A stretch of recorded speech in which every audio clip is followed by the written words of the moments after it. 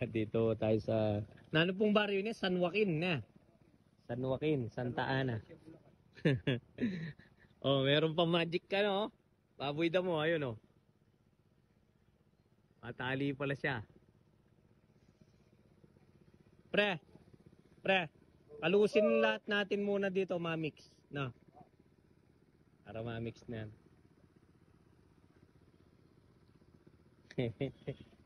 Ito yung lugar ng fish pan natin. Tapos nakasilong kami dito sa ilalim ng Makopa tree. Setting tayo ng timbangan.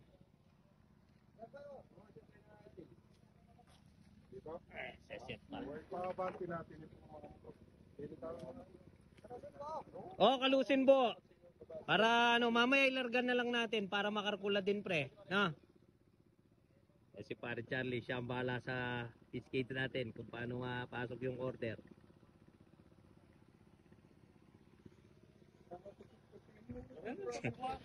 Marco, bilib na bilib ako dyan sa smartphone mo.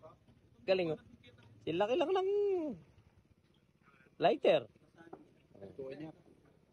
Oo. May kausap ka ata, sumagot ah. Hello. Set chepo.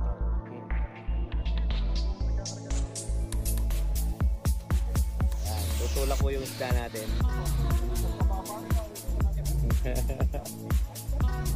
Ano? Sige, yan. Pwede rin. Pwede rin. Nabasa na eh. Set to 0. Hindi, masarap naman talaga. Tubig fish pan eh. Ikaw talaga pong kulas. Tumalbog din eh. Tatalbog din eh.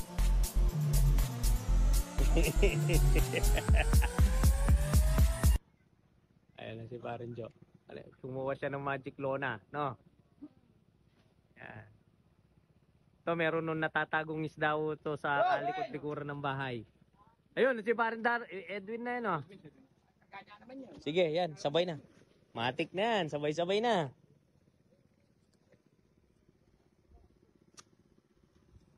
Ano yun, batuhata yun?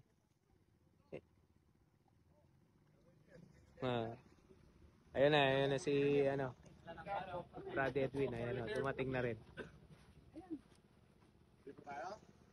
Ito na. Sinet na ko yung pagtitimbangan, iba pa rin yung nakalona. Kaya ayos na ho nito. Pinatulak ko lahat para makarkula itong isda. Yun, no? Magiging okay na okay yung size nito kasi talagang dilat na dilat yung mata ng salandra natin.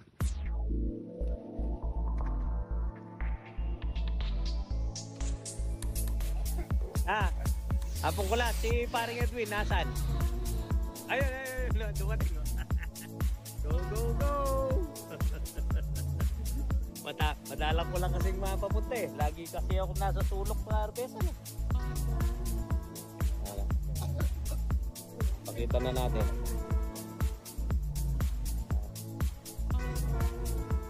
Yun. Pre, ano masasabi mo sa isda? Ganda, no? Ayan, sila ang taga-uli, kaya paniniwalaan na ho natin. Pasasample tayo nito. Merong isdang 124? Hindi man dumaan ng 3-1, no? Oh. Ano natin? Sample na tayo.